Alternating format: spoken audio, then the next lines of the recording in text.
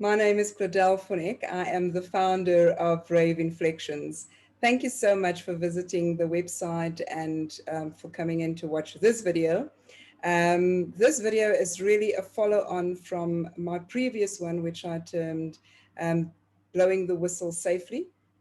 And I wanted to just expand my thoughts a little more in this video, and in particular because I have looked at the comments that I received after having posted Blowing the Whistle Safely, and just also my general observations where I find that sometimes whistleblowers struggle and to find their feet after the process, So I'm going to just talk through some of the things where I think whistleblowers are making a mistake or where they could do things a little better to help them through the process to have a good life after. You don't want to drag this for the rest of your life with you, right?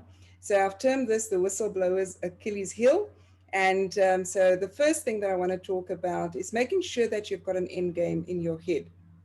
So, and that end game is to aim to land on your feet. Right, so I'm not talking about a grand strategy in terms of what your life is going to be after this process, but a very important aspect in terms of your survival through the process is that you have at the back of your mind this one thing, and that is, I must make sure that I land on my feet when I get through the process. And that would guide you in terms of some of the decisions that you need to make in the process. Sometimes you're going to make really, really difficult decisions in terms of how you're going to present information, where you're going to present information, but you've got to make sure that you remain safe in the process. And the other thing that I often find that tends to discourage whistleblowers is that there is this expectation that your sacrifices will be appreciated. The reality, though, is, and as much as one, I should be able to say to you that, yes, you're making a sacrifice and it's in the interest of the greater good, and everybody should be grateful and that you should be appreciated for the fact that you've made the sacrifice. Truth of the matter, though, is that is not always going to happen. It may. You may find that you are in an organization where the top leadership is really exercising ethical leadership, and they find whistleblowers are important to them, and therefore there will be this appreciation that you will receive and the organization will treat you well. But that is not always the case. So you kind of need to, right from the beginning, already get your mindset right around this. Understand that your sacrifices will not always be appreciated. You're not always going to get a thank you. As a matter of fact, you may get exactly the opposite.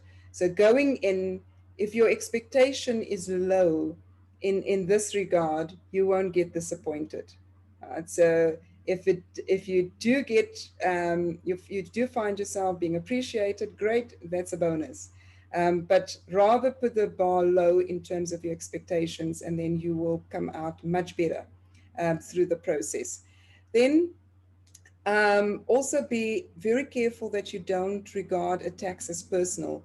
And it's very difficult because often when you are a whistleblower and the perpetrators want to discredit you or start victimizing you, because essentially what they want to do is they want to immobilize you. They want to make sure that you are no longer a threat. And they will use things that will sound very personal. But understand, it is not about you, the person, it is about what you represent. And if you can get that clear in your mind and that clear distinction, it becomes a lot easier to not absorb things that you should not be absorbing. And this is a mistake that some whistleblowers make, is that they take things very personally, and it really can get to a state of depression if they don't if they're not able to deal with it appropriately. Secondly, make sure that you understand that You separate your who you are from being a whistleblower. That being a whistleblower does not become your identity, because then it will consume you. Blowing the whistle is something that you do, because if it becomes so indistinguishable from who you are as an individual, it becomes a lot more difficult for you to distinguish um, what you're dealing with, what is in front of you. So you're blowing the whistle. It's Claudelle who's blowing the whistle. Claudelle may be labeled a whistleblower, but that is not her identity. Her identity is Claudelle, her personality, her purpose, how she expresses herself in the world. Right? So if you're able to do that, it becomes a lot easier to deal with the attacks, because the attacks will inevitably be there. Right. The other thing that I think is important, that I often see whistleblowers making a mistake, is not looking after their physical and mental health. Right. So you are now in a very stressful situation. No, make no mistake, whether it is going to be a good end result for you and you do get the organization dealing with it appropriately, it is still very stressful. It puts a tremendous amount of pressure on your body. So make sure that you increase your nutrient intake, that you increase exercising, that you actually do put more effort into looking after yourself. And then be mindful of your mental health. Right? So if you're starting to see signs of depression, of unable to control your anger, for example, you're irritable, you have these outbursts, you're seeing mood swings. If you see any of those kind of signs, and even physically as well. So if you for example, start to see that you have constant stomach aches, or your back is constantly in spasm. Those are all signs that your system is overloading on stress, right? So look for help, ask for help, whether it's professional help, or reach out to somebody who can help you through the process. It's very important that you look after both your physical and mental health throughout the process, because remember, the end game is to land on your feet. You want to be okay. You want to be psychologically, emotionally, physically. At the end of it all, you want to still be okay. So look after yourself in the process. Another concept that I think is very important is that you need to make sure that it doesn't become such an obsession in your life that your relationships suffer in the process. And some people find themselves at the end of having walked this road as a whistleblower, they find themselves at the end without friends, without being divorced. Um, so nurture your relationships in the process. And I know that is difficult, because this thing can become a huge monster in your life. But you've got to be mindful of the fact that it mustn't become an obsession. Remember, as I said earlier on, it doesn't consume your identity. Um, you don't become so obsessed with it that that is all that you focus on. Right? So when you have the discussions with your family, your friends, about where you are, especially those who are very close to you, don't shut them out. Don't make them feel like they don't understand what you're going through. Um, but as you're walking the road, be very careful that it doesn't become such an obsession that you end up alone and bitter at the end. Right. Also, not dealing with your own emotions. I mentioned earlier on that you've got to think about your physical and your mental health. But if you don't deal with the emotions, you can become so entangled in your mind that you're not able to see the wood from the trees. Because what you want to do is make sure that you place yourself squarely in the eye of the storm, that you remain calm, so that when the pawns are being moved, if things move on the chessboard, that you're able to see it clearly. That when the perpetrators are trying to attack you, or take advantage of loopholes in the system, that you can see it clearly. But if you don't deal with your emotions, and if you become angry, for example, at every move that they make, when you're not looking at it from a calm perspective, that is the time that you can't see the wood from the trees, then they can win. Right? So be careful when you see that you are becoming very emotional. Deal with the emotions. Face it. Face your fear. Verbalize what you're feeling. Verbalize what an issue that it is that you're dealing with. But importantly, as I said earlier on, seek professional help if you need to, because the end game is you want to land on your feet. All right, very, very careful that you don't end up in post traumatic embitterment disorder. This is something that I do deal with on my website, so go and find that post.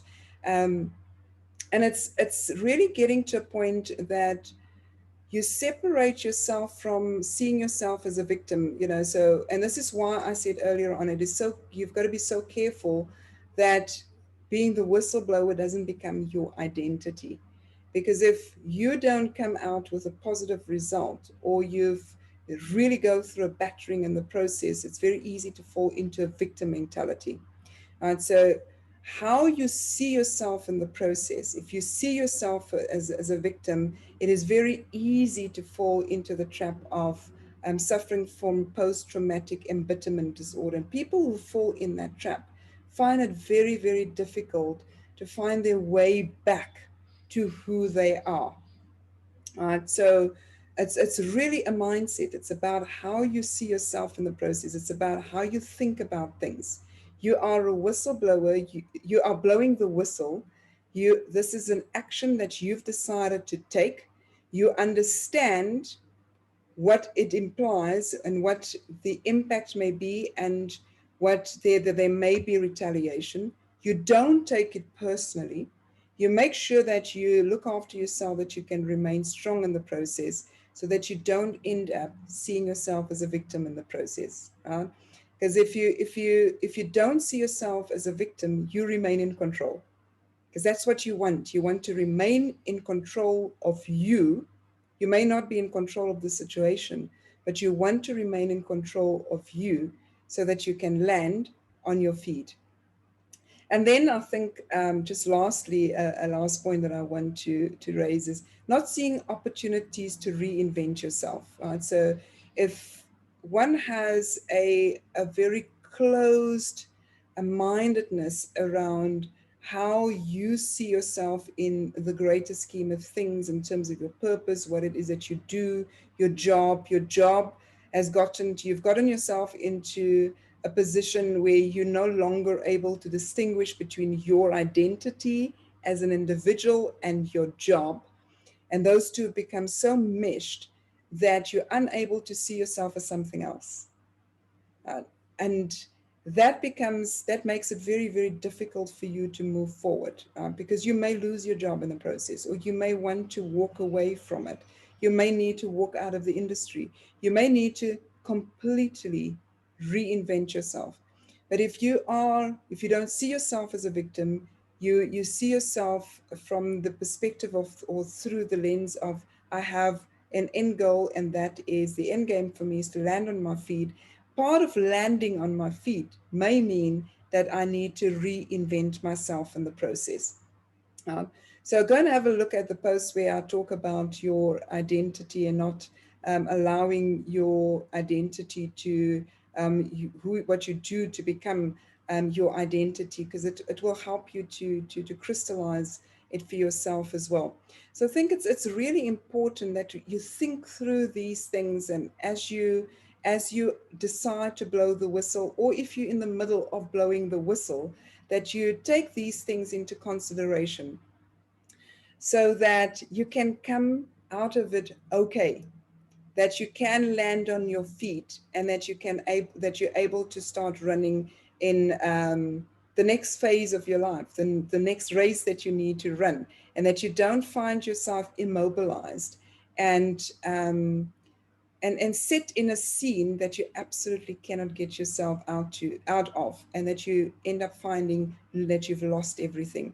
I hope that has helped you. I wanted to just bring these pointers so that you can really think through how you end up once you get through the end of the process, that you can land on your feet. I really worry about the fact that I see so many whistleblowers or people who have blown the whistle who find it difficult to recover.